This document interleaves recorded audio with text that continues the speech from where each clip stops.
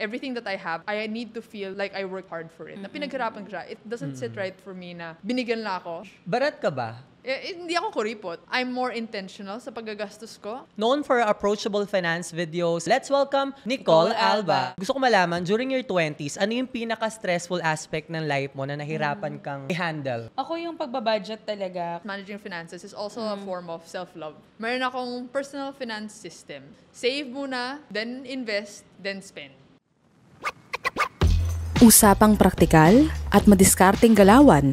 Ito ang Para-Paraan with Salmin, hosted by Jorik, our resident raketero, at MK ng FH Moms. Hindi natin iiwasan ang usapang finance at hahanapan natin yan ng mga para-paraan. Usapang pera ba? Hindi natin tatakbuhan yan. Ako si Jorik, your resident rakitero. At ako naman si MK of FH Moms, where moms work smart, and we welcome you to Para-Paraan with Salmon. Dito ang pera hindi lang basta-basta tinatago, kundi pinapalago. From tried and tested money moves to practical financial choices, tara at pag-usapan natin ang mga para-paraan na yan. Hello, MK. Good afternoon. Hello, Jorik. For me, pag ang pinaka-nakaka-stress talaga na part ng taon ay ang Burr month kasi syempre yung mga tao lahat talagang Christmas busy shopping, rin talaga, labas. oo. Walang Sunday talagang sobrang traffic, stressful talaga lumabas yan. Syempre, ito naman, speaking of stressful, gusto ko malaman, during your 20s, ano yung pinaka-stressful aspect ng life mo na nahirapan kang i-handle? Ako yung pagbabudget talaga kasi isa lang yung work ko, no? Unlike ngayon na parang as a freelancer, no?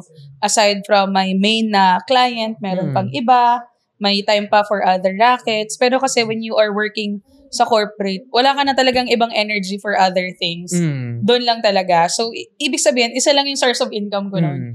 And ang dami pang pinamanang utang ng tatay ko sa akin, 'di ba? So, kailangan ko talagang galingan, no, sa pagbabudget. So, imagine mo, ang liit na nga nung income mo, tapos babudgetin mo pa siya. Paano yun? Oo, parang hirap. Sa akin, nung bagets, syempre yung una paghanap ng trabaho.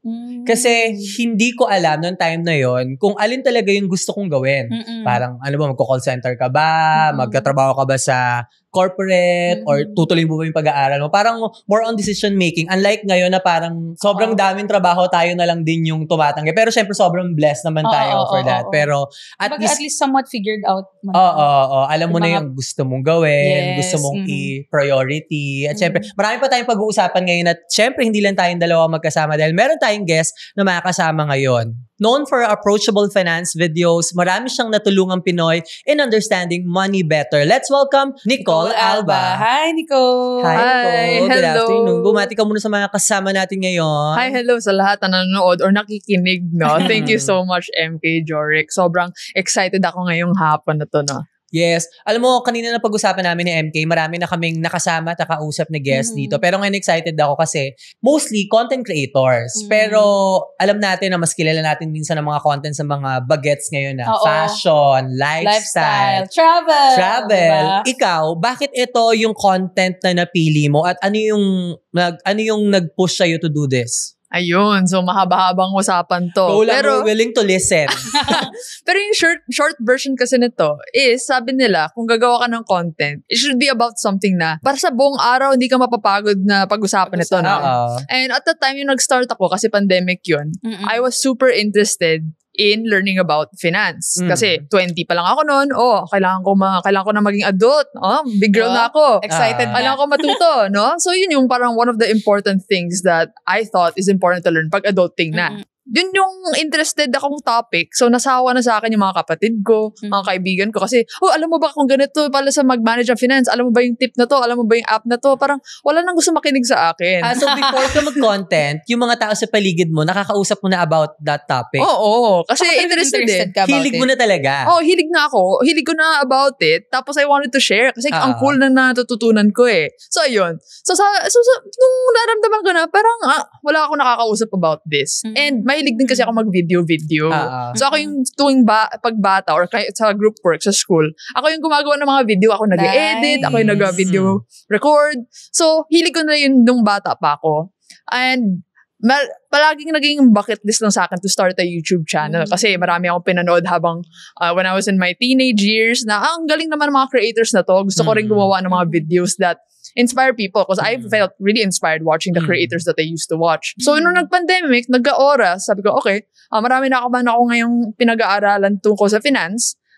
Malalaman ko na, naiintindihan ko yung mga pinag-aaralan ko if I can explain it. Tapos yung mga nanonood, they can understand it. So, dalawa yun. Nag-start ako to create videos about personal finance for 2 reasons. One, para ma-process ko yung mga natutunan ko. And then pangalawa, it's a form of creative expression Saan na mo rin. ito natutunan? Do you read finance books? Do you attend seminars? So yes, at that time, siguro nag-start talaga ako naging interested sa finance, mga 18 ako. So college, siyempre may mga seminars, may mga org, sumasali ako sa mga ganon na related to finance. Oh. And na nagtututo ako, marami namang resources ngayon. So sa mga YouTube, no, search lang ng mga articles, mga libro, kung saan man, basta saan ako pwede matuto, dun yung mga tinitingnan ko. I was just in that phase of life na kahit anong information na related to finance, babasahin ko yan. I will consume it para I can learn as much as I can.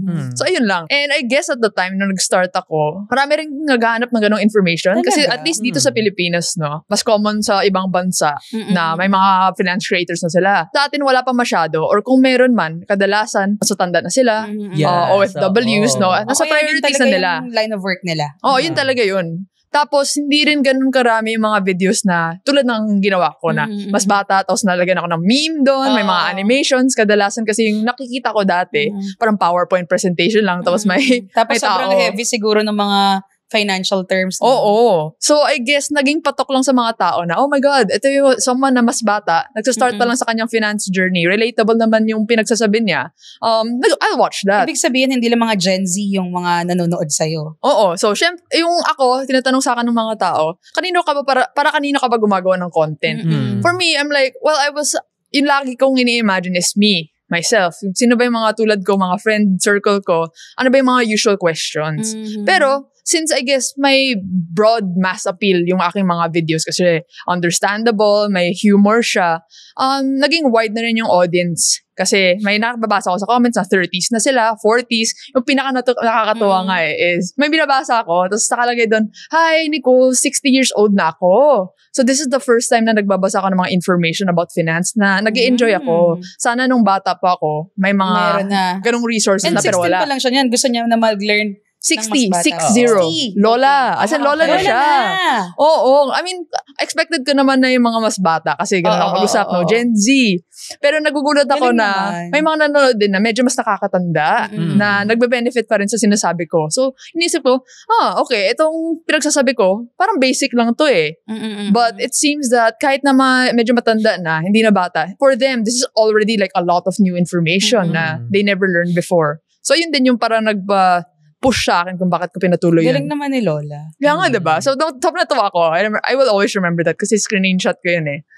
Sobrang natuwa ako dun. At least ang audience niya talagang, parang different walks of all ages, kahit yung mga ganun katanda na nanonood talaga. Na usually, yun talaga yung mga gusto nilang pinapanood. Pero ako, sobra akong na-amaze kasi kanina na-mention niya na parang at the age of 18, interested na siya. Just kung 18 ako, parang nag-10, 20 pa lang ata. Ako, iniisip ko lang kung kanina ako hingi ng pera. Ikaw nag-iisip ka na kung paano mag-manage ng finance, diba? True. And na-mention namin kanina na ang daming contents na pwedeng gawin pero pinili mo itong finance. Hanggang ngayon, you're into creating contents about it.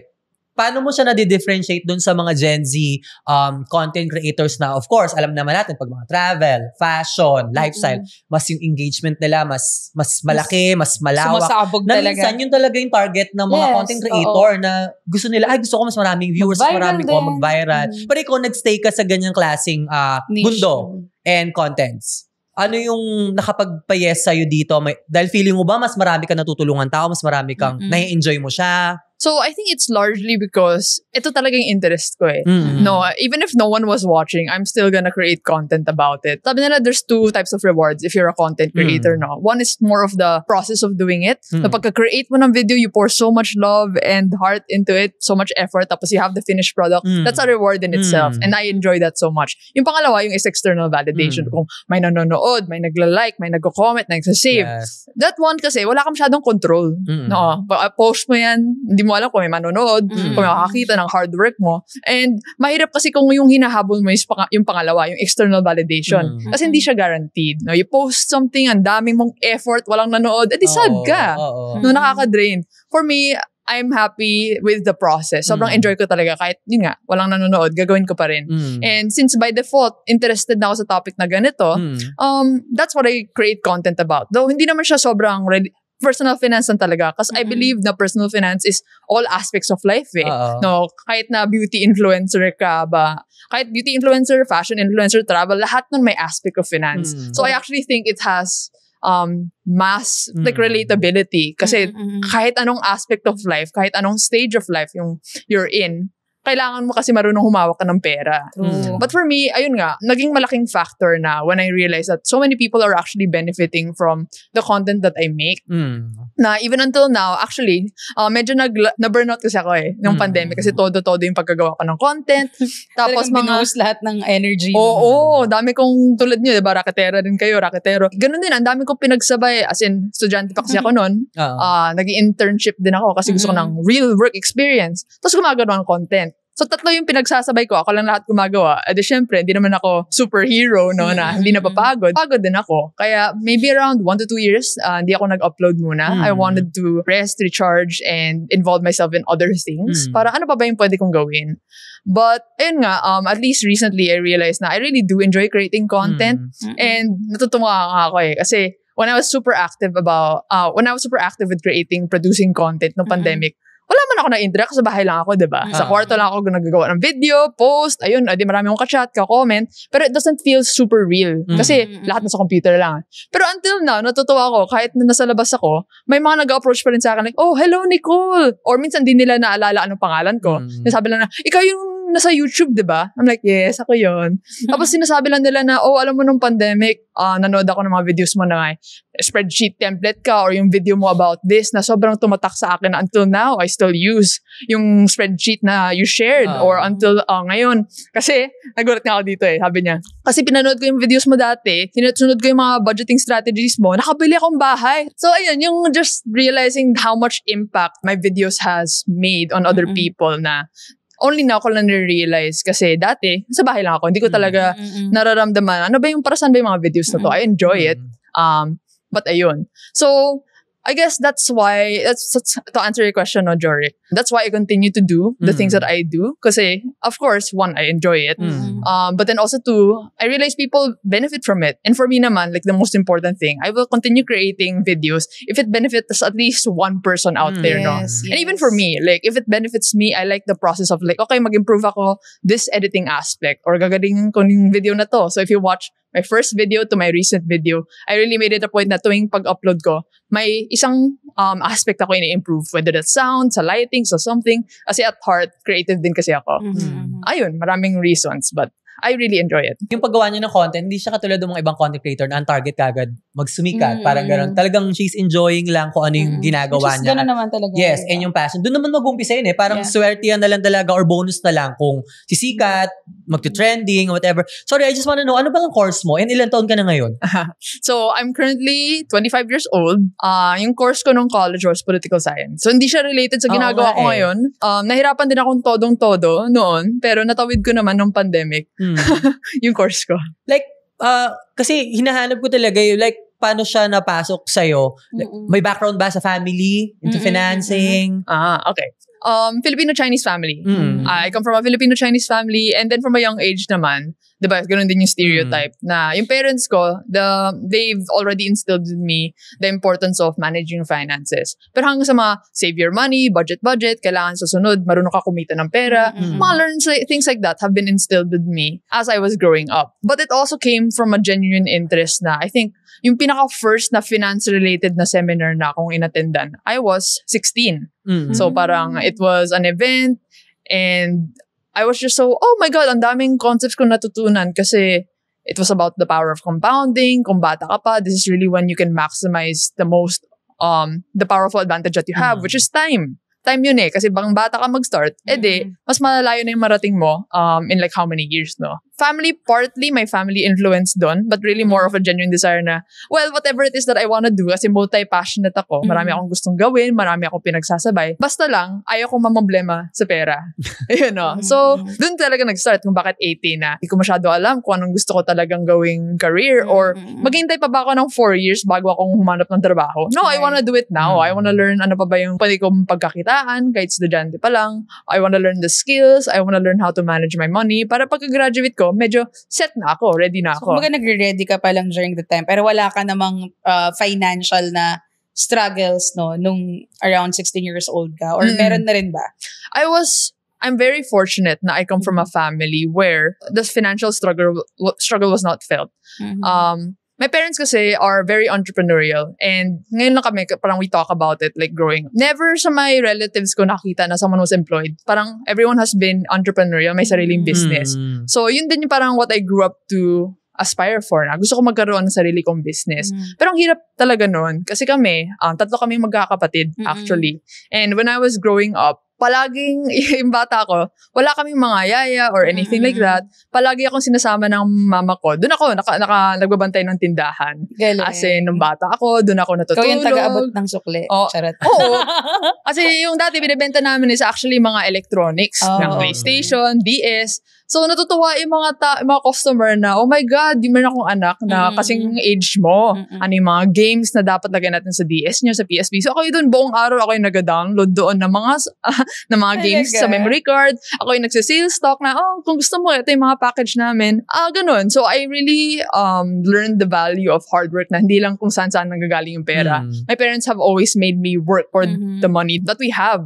I guess all of those became building blocks of the type of person I am now. And not so much na hindi ako nag-struggle, but hindi rin ako out of touch na basta may pera, no? Like, kasi I'm pretty sure you have friends rin na nag-struggle na when it comes to of finances, no? And for me, I guess my parents was telling me na growing up, did you know na we were close to zero na kasi they risked everything na medyo may palugi. We had to, like, sobrang stress sila yung mom ko sa dad ko. Kasi they had to figure out, kasi may 3 silang anak. Right. Pinapaaral nila sa private school, which I'm super grateful for. Kasi my mom has always said na, wala akong masyadong mabigay sa'yo, kundi yung the value of education, no? Na marunong kang kumilos sa buhay, alam, like, you're smart, you know how to solve problems. So, ganun. Yun yung pinaka-biggest gifts na binigay sa akin ng mga magulang ko. But ayun nga, I never felt that or understood na that's what we were going through pala. Na yung mga struggles that they had when raising 3 kami.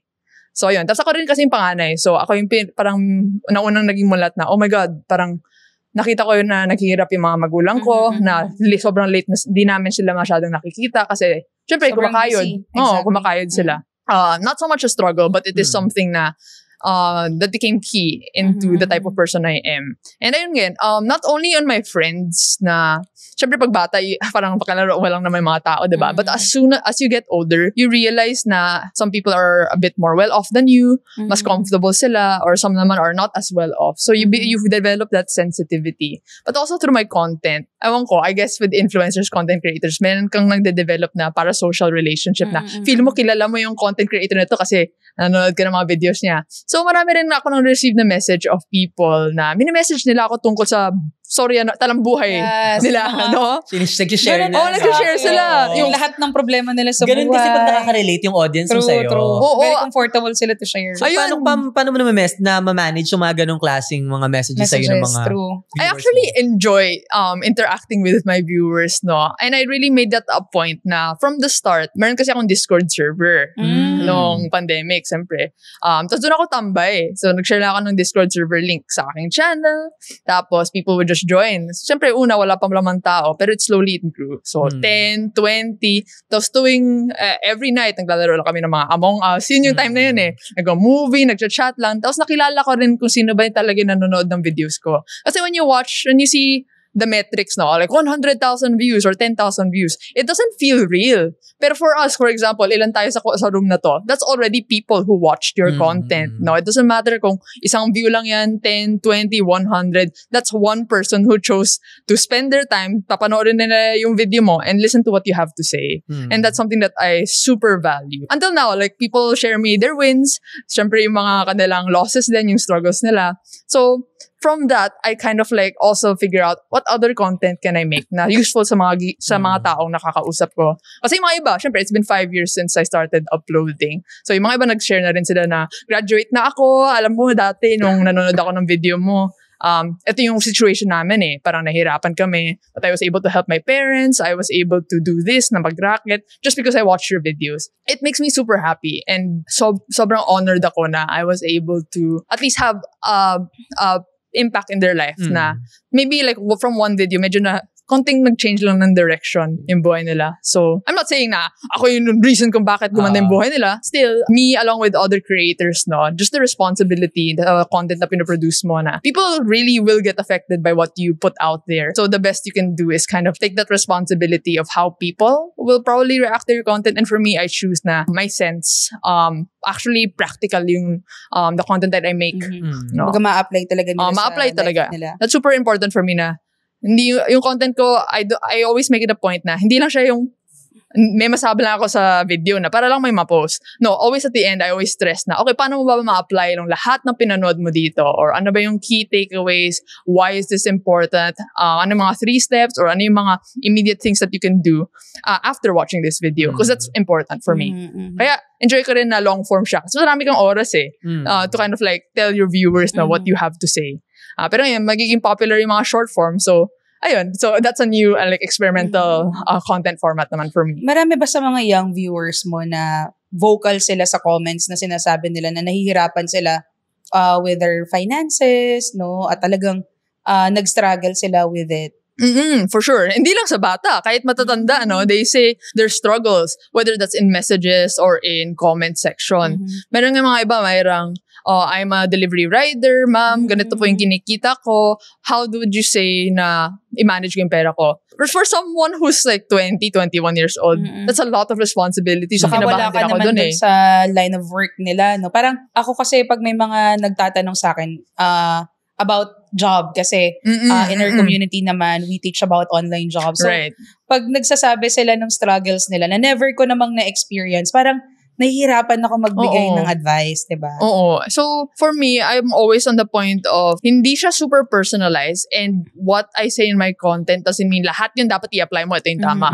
But take what you can get from the pieces of content that you watch. Not only mine, no? Kung sino mang finance creator or other like content topics that you watch. Siguro a level of processing na rin. So, lahat ng pinapanood mo, alin ba dito yung nakaka-apply sa buhay ko? Ayun yung transformative If you do that extra level of thinking na filter mo na yung pinapanood mo na you don't just consume it, but consume it, process, tapos you actually plan out na ano yung gagawin mo after watching all of these tips na from all of these creators that you so admire, no? So, but ayun, same. I struggled din. At the start, it was easy pa to kind of like talk to everyone. But syempre, as the viewership grew, hindi naman lahat nakikita ko na yung message. Or some of them parang, it's a time also there's only so many hours in the day. I want to prioritize creating content that can reach a lot of people. And I still do make it a point na mag-reply from time to time sa mga nag-message sa akin. But, ayun, there are, I always just say na parang, okay, thank you so much for the support. I'm not qualified right now to handle what you're going through. So it's either I point them to some resources that I think mas accessible sa akin, or really just be honest na I don't know how to help. I'm sorry you're going through that, kung if it's a struggle, or sobrang congratulations if it's a win that they're sharing. Because we're all, at the end of the day, we're all just people, no? At the end of the screen, creators are people. Yung mga tao nag-message, we're all people. So yun, we just do the best work that we can, day in and day out. So sa inyo rin, no? Sa mga, especially pag community-based, no? Marami yan kasi you feel so strongly about being part of the community na it's either you want to share everything that you learn kasi nakatulong yung community or vice versa. Ito yung community, perfect. Meron akong panghingingan ng advice. Ayun, balance lang naman. Minsan, nakaka-overwhelm talagang magtabi ng pera. Pero, mas panatag ang loob kapag safe, secured, at may interest. Sa Salmon Time Deposit, mas kampante ka na. Terms and conditions apply. Salmon Time Deposit is a product of Salmon Bank, Rural Bank Incorporated, a bank regulated by the Bangko Sentral ng Pilipinas. Deposits are only accepted within bank premises or through authorized bank channels. Deposits are insured by PDIC up to 1 million pesos per depositor. Ayan, ito naman yung next question namin. Since you're 25 lang ngayon, Yes, I'm 25. So we just wanna know, if you want to go financially independent, ano ba yung pinaka-realistic timeline? Kasi for sure, ang daming nanonood sa atin na parang, uy, ang bata nyo naman para pag-usapan yung mga ganyang klaseng topic. So, ikaw, ano ba sa tingin mo yung pinaka-realistic timeline na pwede natin mabato sa mga listeners natin? So, it always depends on your own personal circumstances. Tapos, ano ba yung mga resources around you, no? So, for me, I was just fortunate na, yun nga, it's a big part of it. Because I'm more privileged, hindi ko na kinailangan i-worry na, kailangan ko magbigay sa parents ko. I tried to, but they said, no, sa'yo yan. Ikaw yung naghirap sa pera na yan, sa'yo yan, keep so, mo yan. in-offer mo rin. Kinoffer ko. Kasi kami, Nicole, pareho kami breadwinner. Kami yung nagbibigay. Sana may mga ganyan din ako. Hindi, sa'yo yan. Pero okay din naman, pero at least, diba? Pero tama yun eh. Iba-iba nga kasi talaga yung situation. So I know, I already recognize, that's already puts me like one step ahead, no? Kasi most people, mayroon pa silang iniisip, saan ba pupunta yung pera ko? Hindi lahat sa kanila. Marami na rin ako nakausap ka nun. So, it really depends on your personal circumstances. So, assess mo na lang. Ano ba yung realistic timeline? Pwede yan i-objective eh. Hindi yung, I feel like kaya ko to in 5 years. Okay, in 5 years, ano ba yung ibig sabihin ng financially independent ka na? Does that mean lahat ng bills kaya mo nang bayaran tapos you can travel? Okay, magkano yun in a month or in a year? Does that mean 50,000 pesos a month? Oh, okay. 50,000 pesos a month, yun yung parang, masasabi ko na financially independent ko. Pero para sa economy ngayon, parang hindi pa enough yun eh, no? Let's say 100,000 pesos. Yun yung parang financial independent number ko. Okay, magkano na ba kinakita ko ngayon? 25? Paano maging realistic yung 100,000 kung nagagaling ka sa 25? It's either lakihan mo yung kita mo or dagdagan mo yung sources of income. So ngayon, once you understand ano ba yung, ito yung goal ko, ito yung aking nasan ako ngayon, pwede mo na siya i-chart objectively. May kulang akong 75. I need to figure out in 5 years kung paano ko makukuha yung 75 na yun.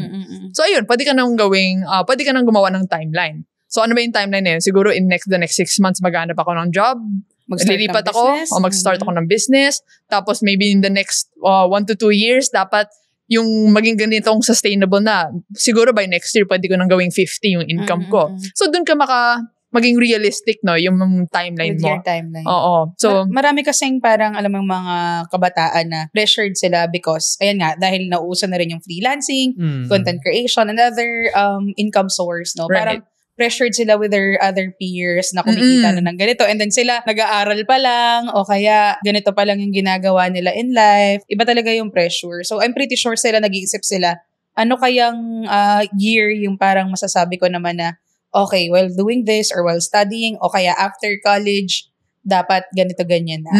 One of the things I strongly believe in, kasi I've gotten into running recently, your life is your race. So, sarili mong pace. No, at your own time, alam ko it's more, sabi-sabi lang yan, most people, your race, your pace, pero mas madali naman para sa inyo eh. Kasi hindi naman tayo lahat. Pareho. Hindi naman tayo lahat pareho. So, given that, mahirap kasi if you just focus on other people. So, I've always found it more productive to just, alam mo yung mga kabayo, di ba? May ganun sila, may blinders. Focus na lang sa sarili mo. Okay. Yes, from time to time, you look at what other people, siguro it's helpful. Kasi tingnan mo yung mga ginagawa. Diba? For inspiration. Para may baseline ka na rin. Bottom line pala, wag mainggit masyado. Oo. But then also, like if you see other people na same age na are already more advanced, it's like, yung pala yung possible. I try to, pala, right? Pwede mo ibaguhin yung framing mo na, ay, sila masyadong ahead na. No, actually, pwede pala ka na kahit ganitong kabata lang, mas malaki na ako ma-achieve. So it's possible. So that's another thing na I find that is more productive. Instead of viewing it na lens na, ay siya meron nito, ako wala ko, no? Pwede pala ako magkaroon nito and more. Konting reframing lang. And alam ko it's not always the easiest to do. But siguro as a person, I've always kind of like viewed it in that lens na if I see something na, paano niya nagawa yun? Then I'll try to figure it out. Kasi kung gusto mo rin yun, then it's more productive to figure out paano mo makamit yun. Kung hindi naman yun yung gusto mo, ay ba't mo titingnan, ba't ka may inggit? Kasi hindi naman gusto eh. Everyone has this. Does that mean I should have this also? Ayoko naman. So ganun, reassess talaga. I think a huge part of like financial independence and just mastering your own personal finances is self-mastery na rin. Kung lahat ng tao, sabi nila, dapat may 100,000 ka na, marami ka ng freelance, pero hindi ka ganun, wag ka magpa-pressure. No? Yes. Bala kayo na, for me. Kaya hindi kaya ng health mo. Hindi kaya ng health mo. Sino magbabayad, no? Sino magbabayad kung ma-hospital ka sa stress? No, hindi naman sila. Ikaw rin naman. Ganun nga. Kaya your race, your pace, i-manage mo na lang yung expectations mo. At i-align mo always to, ano ba yung gusto mo? What type of lifestyle do you want? Kung gusto mo ba ma-travel, edi, doon, you adjust yung life mo. So, lahat ng ginagawa mo, going towards that. So, it's really more about what is it that you want talaga. And for me, I think over the years, so ito rin a big part of adulting is figuring out kung ano ba yung gusto mo. What type of adult do you want to grow up into? No? Anong klaseng tao ba yung gusto mong maging? So if that's ma-travel, and then good, go see the world, broaden your perspective. Do you like spending on like fitness equipment, no? Running gear. If that's what makes you happy, go lang. Budget lang naman talaga. You can see it in both a subjective lens na feel ko, ito yung gusto ko. Tapos yung objective na, ito yung magagawa ko para maging totoo yung gusto ko. Parang gusto ko na lang maging Nicole. Pero gusto ko yung sinabi niya. Tama naman yung sinabi niya na parang ano talaga kailangan mag-focus talaga sa goal mo, sa sarili mo. At malaking factor talaga yung pag kino-compare mo yung sarili mo sa iba. Diyan ka mag-umpisang mawala ng pag-asa sa sarili mo. So talagang importante na kaya sa tinitignan mo yung mga wins nung iba, pwede mo naman itignan yun as inspiration. Pero wag yung to the point na i-compare mo na parang, ay, hindi ko naaabutin yan. Again, it's your timeline. Swerte nga ngayon yung mga bata kasi ang daming ways to earn money, diba? Social media. And tulad nga ng sinabi ko kanina kay Nicole na siya at the age of 18, iniisip niya na kagad, finance. Ako, wala pa akong idea kung anong gusto kong gawin niya. Naglalaro pa ako ng mga panahon yan. Pero at least ngayon, medyo mas okay yung generation kasi marami kang ways to earn money. And again, kanya-kanyang timeline yan. Huwag kang mape-pressure. Okay lang din naman ma-pressure pero kailangan i-push mo lalo yung sarili mo to get there. Yes. Diba? Yes. Pero wag na wag maiinggit and of course, stop comparing yourself kasi yan ang sisira talaga sa'yo. Diba? So ito, medyo guilty ako dito sa question ko ngayon for Nicole. Sa tingin mo ba, tama yung sinasabi ng iba na at the age of 20, habang wala ka pang sinusuportahang pamilya, mag-ubus ka na ng pera, mag-splurge ka na. Sino nagsabi? May mga ganyan kasi na parang, ay kasi heal your inner child. Kasi, diba sinasabi nila, pag may pamilya ka na, hindi na sarili mo ang priority mo. Diba? So ikaw, anong masasabi mo doon? Kasi, medyo guilty ako sa mga ganyang mga eksena sa buhay. May trend yun. Parang, deserve ko to healing my inner child. Lahat nun, hindi ko na ma-experience nung bata ako nga. This is my time. It depends din sa priorities mo. I'm on the team na basta wag mag-extreme. Gusto mo mag-extreme, sometimes people just need to go to the extreme para ma-realize nila, oh my God, basta kailangan ko magbago. Consequences, di ba? But ayun, you just always think about it as a trade-off. So, yes, you can enjoy now, but also consider how will that affect you in the future. Correct. 5 years, 10 years down the line, lahat ng ginagawa kasi natin, maa-affect yung sarili natin in the future. Yes. Tingnan mo, isipin mo, pag gusto mo pahirapan yung future self mo, or gusto mo medyo pag-aanin yung load ng future mo. Kasi ikaw lang din naman yan For me, I've grown up to the point na hindi naman kailangan sobrang tipid lahat because I worked hard for this money. Gusto ko rin siya ma-enjoy. Pero hindi naman yung todo gastos na, no? Ubus na. For me, I always make it a point kasi I'm already in the stage na yung early years ko, priority ko talaga yung future ko Na parang, basta ito, by this age na 30 years old ako, ganito na yung gusto kong amount. Gusto ko may ganito na akong savings, gusto ko may ganito akong investing. And now that I'm 5 years from that, I'm like, oh my God, thank you so much sa 20-year-old kong sarili na ginawa niya to for me. So it's like a gift for your future self na rin. So ayun, sabihin mo na lang sa future self mo, kung mawaldasin mo ngayon, sorry like 5 years, or at least me from 1 month from now, ikaw na bahala sa credit card bills na to na gagastusin ko. Adi, ayun. So, kinausap yung future self.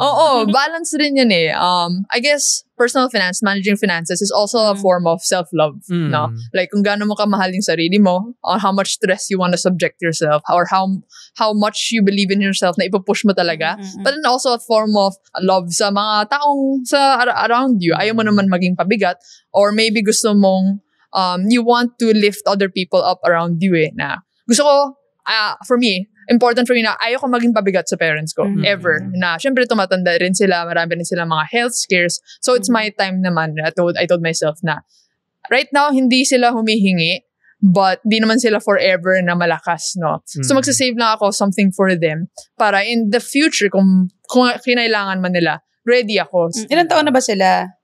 My mom had me when she was pretty young kasi. Okay. So, siguro my dad is, mag-math muna ako, 72. Dad ko kasi is 1972. My mom is 77. So, do the math na lang. I think one is like 54, one is 49. Okay. Around that, kung tama yung math ko. So, ayun. They're still relatively young. So, active pa rin sila dun sa pag-manage ng business? Or may plan na ba na kayo magkakapatid, unti-unti retirement, ng manahin or at least kayo na yung mag-manage ng mga businesses. So, tapusin ko lang yung thought ko na. They're still relatively young, but nakikita mo yung the impact of lahat ng puyat na ginawa nila nung bata, basta lahat ng pagod when they're younger years, kita siya now, even though they're relatively young.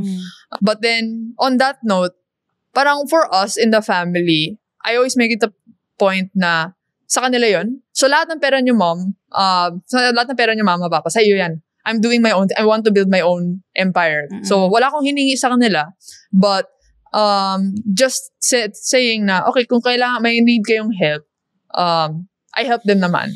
But gusto kong sarili kong landas. Everything that I have, I need to feel like I worked hard for it. Na pinaghirapan ko siya. It doesn't sit right for me na binigyan na ako, na hindi ko siya pinaghirapan. Like, parang hirap din sa akin eh. Iba yung mindset. Iba yung feeling kasi talaga eh. Pag pinaghirapan mo, diba? it's so rewarding. Yeah. Kasi alam ko yung pinagod ko, kaya mas enjoy ka dito, no? Ewan ko. Baka for some other people, kaya naman. Kaya nila. But for me, hindi. Gusto ko talaga na pinaghirapan ko yung ginagawa ko. But ayun, in terms of like yung plan, siguro hindi pa. Kasi ako pa lang yung sa magkakapatid, both of my siblings, nag-aaral pa sila. So, ganun. Pero ako lang din yung sobrang, gusto ko kumita ng ganito, bata pa ako, ganun. Sila not so much. But ayun, hindi naman kami siguro may some pressure. Kasi yun nga, nire-remind ako ng parents ko na hindi kami palaging malakas, hindi kami palaging nandito, so you need to figure out kung paano ka kikita sa sarili mo, paano kang tumayo. Pero wala namang parang pressure when it comes to managing the family business. I think right now, no. And I don't think then they want us to experience what they did. So, manage lang. It's not that big So, when I say family business, hindi siya yung typical na Filipino-Chinese na malaking business. Like, until now, stress pa rin sila. They're figuring out, paano pag mawalan tayo ng, pag maputulan ng income or kumonte yung kita natin here. Still, nasa stress mode sila. I don't think they're ever able to, or at least in the short term, we'll get to a point na talagang chill na sila. And because, I guess, siguro, medyo galing sila sa hirap. My dad kasi built from nothing. Never naalis yung sa mindset niya na, pwede na ako mag-enjoy. No, it's always, baka maubos lahat to, baka mawala lang to sa isang siglap. No, parang they don't have the mindset na, pwede na tayo mag-chill kasi okay na tayo. But for me, in my head, parang, you can pay for certain things to make your life easier kasi hindi ka na sobrang gipit. I think kinasanayan na rin talaga. At saka, dun, so many years of their life, nandun sila. Even until now, na medyo nagbago na yung life circumstance, andun pa rin yung isip nila. So, ganun din. I guess that's why, yun din yung, for sure na ini-instill nila sa amin na, if I'm gonna decide na next week, ayaw ko magtrabaho, hindi pwede. Hindi pwede yun. Kailangan pa rin patuloy. We're still there. So, right na ba you're working? Yes. So, I'm working on a couple of things. Ako rin kasi, hindi ako mapakali. Hindi pwede na isa lang ginagawa ko. I guess for you, nakaka-relate din kayo na sa racket. Na parang, pwede ko pa akong kumita eh. May time pa ako eh. So for me, tatlo yung pinagsasabay-sabay ko. So, meron ako isang part-time, more on business education siya. Pangalawa, it's in fintech. And then pangatlo, itong content creation. Yan. So, ewan ko kung, I'm trying my best na balance lahat. Kasi hindi na ayaw ko ma-burnout. Mahirap to come back from that eh. So that's why it's important to pace din. Kasi may nakikita kong story na sobrang ganado nila nung early years, pero at the cost of what? Yung kanilang health na as they got older, they're paying for it now. So parang for me, important sa akin kumita, important na maging komportable, pero super important sa akin yung health. So I always make it a point na I run more, I move. Yes, parang there are days na buong araw ako nakaupo sa computer, but there are also days na I spend time with my loved ones. I see my parents, I spend time with friends, tumatakbo ako, I have hobbies, because para saan ba lahat ng pera na to, no? Hindi naman like, you earn money so that you can live life, not you live life to earn money, no? Hindi naman ganun. But syempre, that is a very privileged thing to say, and not everyone is able to have that parang privilege. But ayun, at least for me, because I've worked to a point na I can kind of like start doing that, I always make it a point na, okay, kailangan ko rin i-treat yung parents ko. Ngayon kasi pag nagkikita kami, I treat them. Ako naman, okay, we go to a nice restaurant, we go mag-buffet tayo, ako magbayad. And alam ko sa kanila, they try to say no, but then I know deep down na happy sila na, at least yung isang anak natin na medyo nakakaya na niya. Sarap sa feeling, no? Pag natitreat mo yung parents mo sa labas. Oo, sobrang proud talaga ako na. Yung unang kumikita na ako sa YouTube, first thing I did, binilhan ko sila ng Christmas gift. Wow. Na medyo mamahal. Hindi yung parang, maliit lang yung Christmas gift, but talagang mamahalin. And sabi nila, nagalit sila sa akin. Sabi nila, bakit bumili? Di mo natin to kailangan. Ba't mo binili to? Sayang yung pera mo. Yun palagi, sayang yung pera mo, keep mo yan. But alam ko, they've been wanting yung gift na yun for a while. Pero they're the type na don't spend on themselves. So, ako nang bumili for them. Pero yun, ginagalitan nila ako. Pero nakita ko naman, eventually, ginagamit nila. So, umpisa lang yun. Umpisa lang yun. Pag tabuan, ma-appreciate na nila yun, diba? Guys, tandaan niyo pa ba yung first salary nyo? Tapos kung saan nyo ginamit? Ay, ako, natandaan ko. Yung first salary ko, kaya hindi ko makalimutan kasi yung first job ko dito sa BGC, dito sa talent agency, may inaaya kong sapatos kasi nito. Yung Doc Martens na boot. First salary ko, yun yung binili ko. Tapos hanggang ngayon na sa akin yung sapatos, ginagamit ko siya.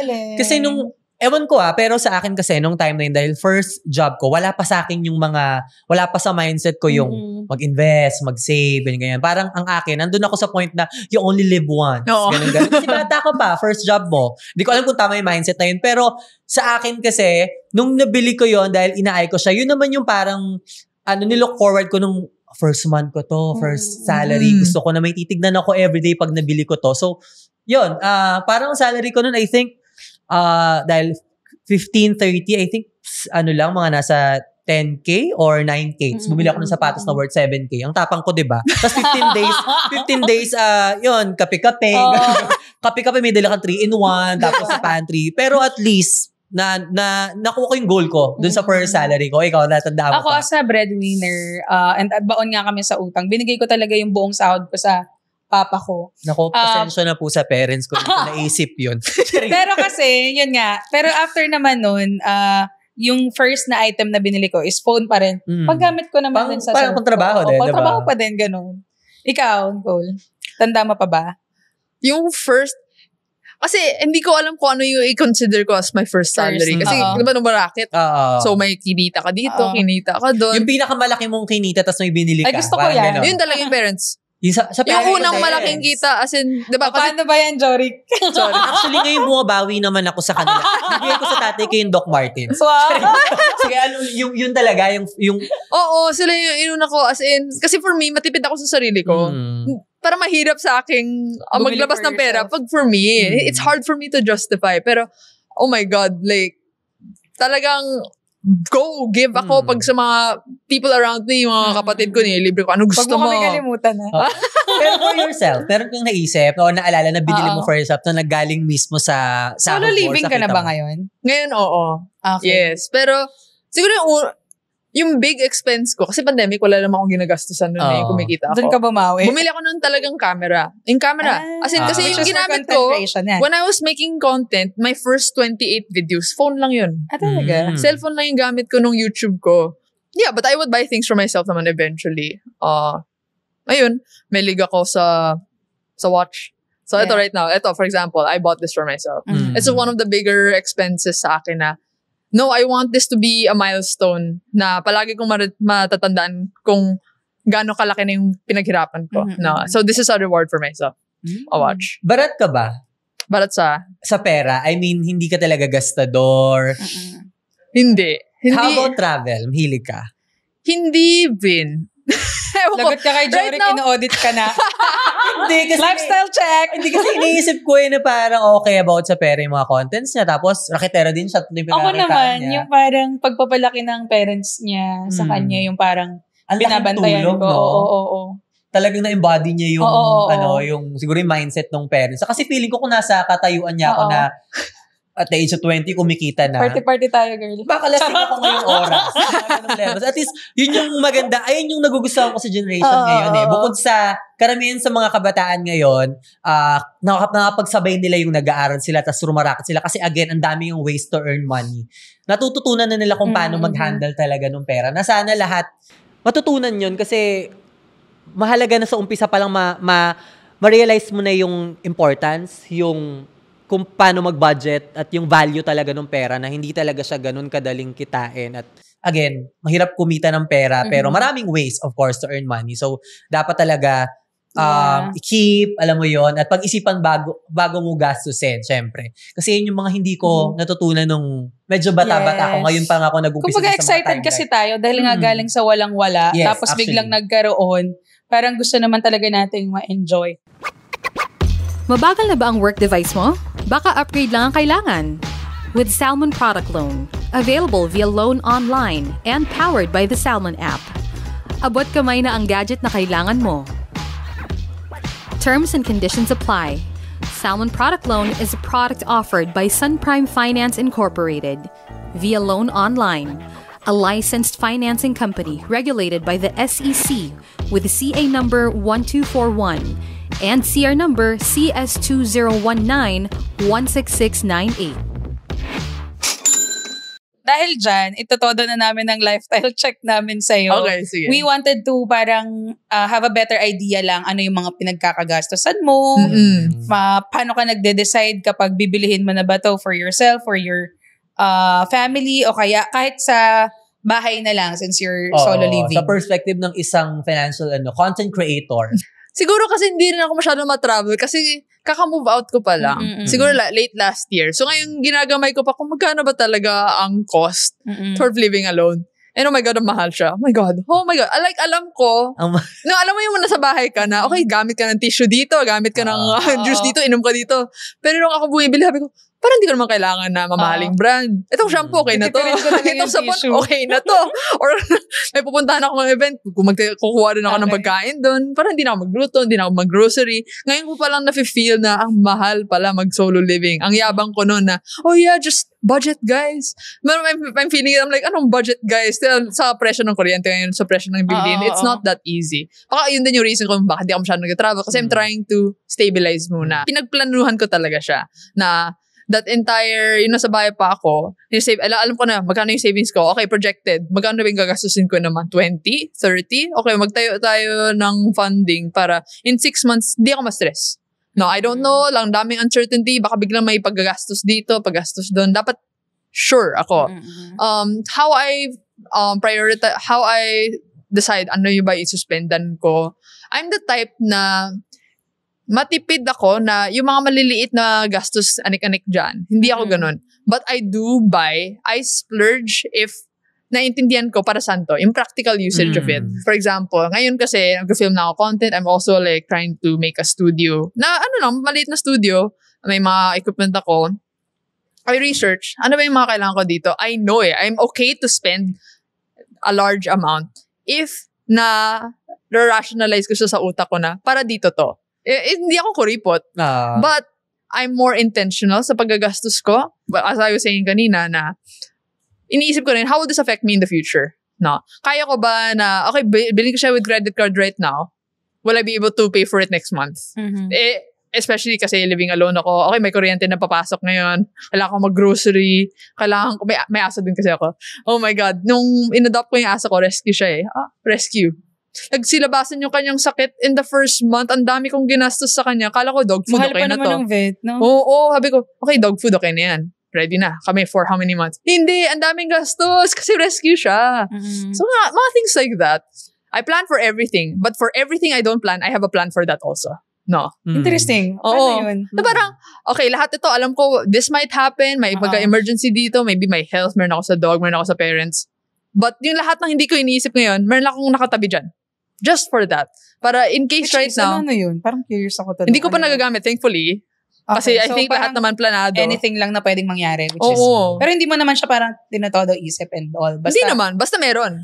So I always overestimate palagi. So lahat ng kakailangan ko, lahat ng computation ko, ito talaga.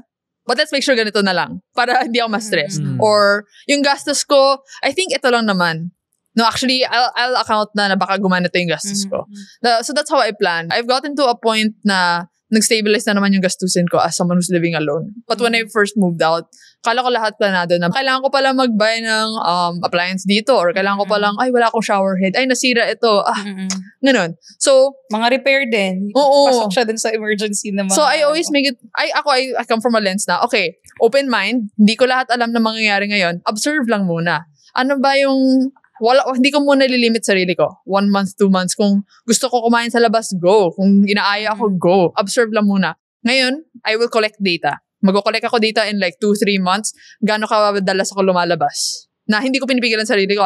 Gano'n ako kadalas mag-order. Gano'n ako kadalas mag-grocery. Ngayon na alam ko na yan for yung data na yun, ngayon pwede ko na siya i-adjust. Okay, I know na lumalabas ako maybe 2 to 3 times a week.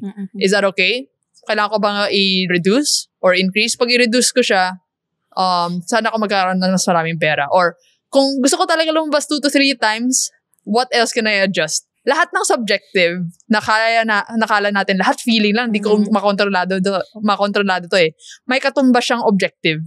No, mas objective siya na pwede mo siyang gawing numbers. Kailangan mo lang i-figure out. Especially sa pera. Madali yun eh. Pera lahat pwede siyang gawing objective. Pwede siyang may katumbas na calculation. Pwede siyang gawing i-convert mo sa oras, sa number of hours you have to spend para kumita ng ganito. Ayun. Ganun ako mag-assess ng mga bagay-bagay. And that goes for finances, but also in terms of lahat ng aspects of buhay ko. Kahit na hindi pera yung pinag-uusapan natin, you can equate it to the number of hours. No? So, ilang oras ba in my life ang mawawala sa akin if I say yes to this project versus this? No, I could have done this, but I could have done this instead. Or bibili ako ng bagong phone, ilang oras katumbas yan ang pinaghirapan ko. Siguro it's super helpful to just stop. Kasi lahat tayo sanay, go, no? Ang daming notifications. Like, yes ka agad sa project na to. Yes ka agad sa notification. Oy, may hiningi dito sa akin yung boss ko. May hiningi dito yung nanay ko. Yes na yes eh. But, ang hirap kasi if you mindlessly move through life na hindi mo masyadong pinag-isipan. At saka, malilito ka rin dun eh. Pace yourself. Na, hinga muna. 10 seconds. Okay, may bayaran ako. Okay, objective. Tanggalin mo muna yung emotion dun. Na wag mo nang i-punish yung sarili mo for an impulse buy that you did 1 month. Like, okay, syempre, nagwaldas ako last month. Nag-travel ako. Sorry na sa sarili ko. But what do I do about it now? How do you make it objective? Syempre, there's shame in that. Or there are a lot of like finance situations, scenarios in our life na is connected to guilt, emotion, shame, or maybe some of it yabang, no? There's a lot of that. Pero yun nga, sabi ko, everything has a objective component. And assume the worst. Kung lahat ito mawala, ito na lang matitira, how long will I survive for? And if that is, nangangamba ka dun, lagyan mo na ngayon ng solution. Na, okay, kailangan ko ngayon maghanap ng extra client or negotiate mo na ako sa client ko na pwede taasan natin yung budget. Grabe yung mindset na Nicole, no? Sa kwentuhan natin, napansin ko kay Nicole na kahit anong gawin niyang decision making, talagang grabe yung ilang beses niyang pag-iisipan. Bago mo talaga gawin, bilhin, di ba? Mas lalo na siguro nung time na lumipat ka, nung solo ka, di ba? Parang dyan mo na-apply talaga yung finance. Kasi ibang-iba nung nandun ka sa, sabi mo nga nung mga nasa bahay ka pa, lahat ng mga gamit ay nandyan available lang. Pero nung lumipat ka, dyan na yung kada gamit, may gastos, oh diba? My God. May bibilin ka, may alabas sa pera. Siguro mas dyan mo naisip lahat ng mga napanood mo at naaral mo about finance kasi it's, sarili mo na lang, di ba? Ikaw na gumagastos, wala ka na matulog. Ay, patayin ko yung ilaw, hindi ko naman kailangan naka-on yan eh. Ay, patayin ko yung aircon. Ay, okay lang naman ako sa electric fan. Hindi, buksan ko na ng bintana, kahit electric fan, ayaw ko. Pinag-iisipan mo na yan eh. Dati hindi naman like, okay, basta buong araw, naka-open eh. Libre eh. Pero ngayon, pinag-gagastusan mo siya, you really think about it. Na kailangan ko ba talaga na naka-open yung ilaw? Kasi ngayon, pag-usapan na natin yung mga gastos kanina. Ngayon, gusto ko malaman, paano ka nag-save ng pera? Digital banking or meron ka bang mahilig ka bang magtabi ng mga cash or lalo na sa panahon ngayon, 'di ba? Sobrang daming e-wallets and digital banking na pwedeng i-try. So ikaw, paano ka nag-save ng savings mo? Meron akong personal finance system. So lahat kasi ng areas ng buhay ko may system 'yan eh. So sa finance, meron akong tinatawag na money railroad system. May video ako nito sa YouTube actually. So lahat ng pera ko dumadaan yan sa parang either funnel or train track. Grabe. No, dumadaan yan. Okay, ito pumasok. Saan yung kailangan niyang puntahan? Parang baseball, no? Lahat ng... okay. So, papunta mo na yun sa savings. Okay. Kung wala namang kailangan mahulog sa savings, diretso. Okay, investing naman. Yun, the first two, always kung dinadaan muna. Tapos pumunta sa gastos.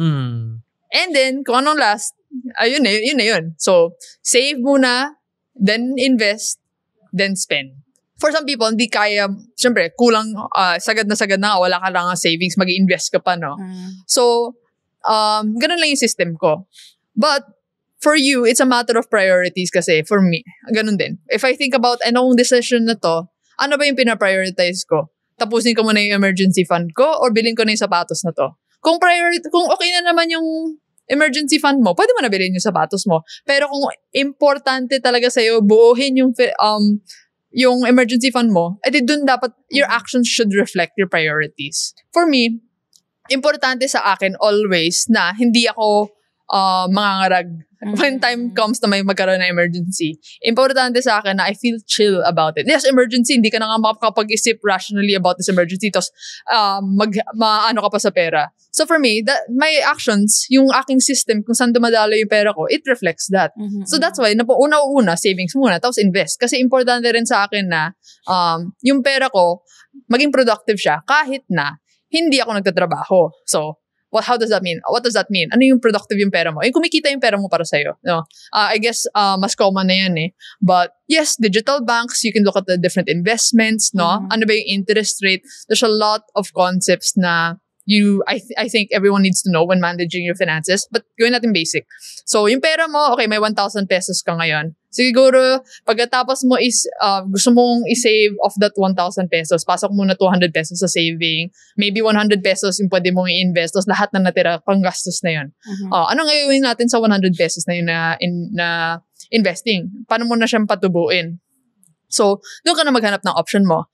Kung gusto mo itong patubuin, ano ba yung realistic na pwede mong paggamitan ng 100 pesos? Yun muna. Tapos, pwede mong ipag-isipan next is, okay, how risky? No? Okay lang ba na gamitin ko yung 100 pesos na to, patubuin ko siya, pero may chance na mawala siya bukas? Okay lang ba yun sa'yo? Kung okay, risk appetite kasi yun, edi go. Kasi baka naman maging 200 yun. Ganun, no? For savings, ganun din. So, ano ba yung importante sa'yo? When you think about savings, lahat. Siyempre lahat tayo, maybe may pinag-iipunan kang saving for education, your children, yung education fund nila, or kung wala ka pang mga anak, saving for, maybe gusto may plano ka pang mag-aral ulit, or saving for something na yung bag na gusto mo talaga. Yun yung 3 buckets. Based on that 3 buckets na gusto mong pag-ipunan, ano din yung pinaka-importante sa'yo?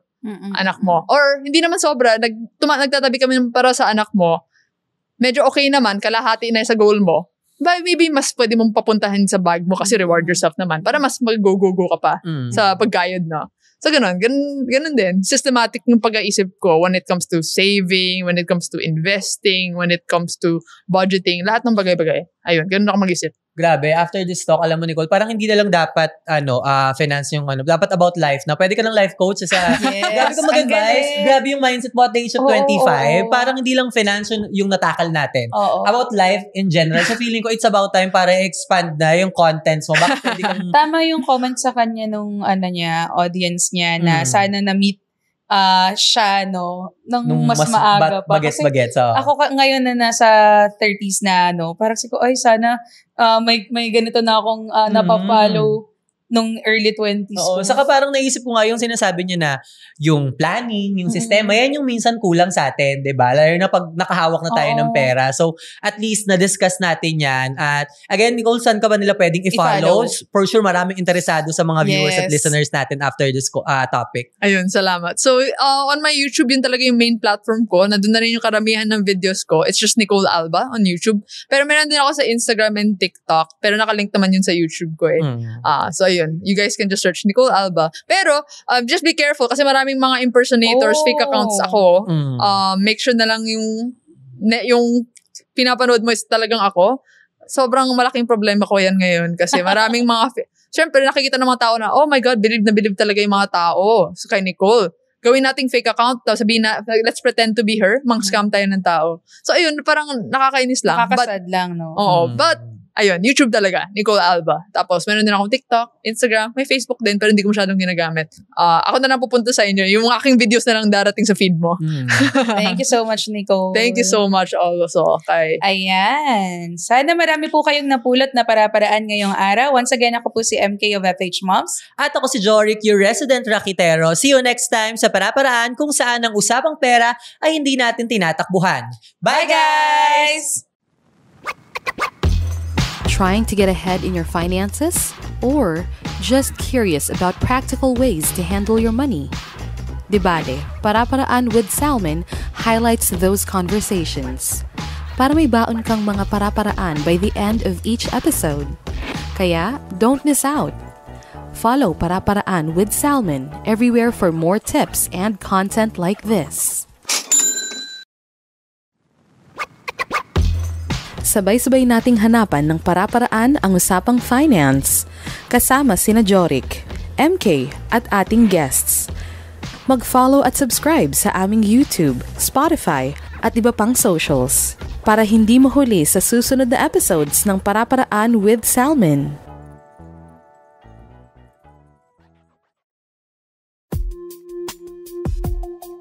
The views and opinions expressed in this podcast are for educational purposes only. They are not financial advice and do not necessarily reflect the views of Salmon Group Limited or its affiliates. Your financial circumstances are unique. Assess your own needs and risk tolerance. For personalized financial advice, consult a licensed professional. Any products or services mentioned are offered by licensed entities and are subject to the terms and conditions of Salmon Bank, Rural Bank, Incorporated. For any products and services mentioned that are not from Salmon Bank, Rural Bank, Incorporated, please verify legitimacy and current rates directly with their providers. All accounts and loans discussed are subject to the bank's Know Your Customer and due diligence processes. Loans carry obligations and are subject to approval, applicable interest, and fees. Borrow responsibly and only from lenders licensed by the Bangko Sentral ng Pilipinas. Be cautious of unlicensed applications. Any mention of personal earnings are examples only, as there is no income guarantee. Success is dependent on individual effort.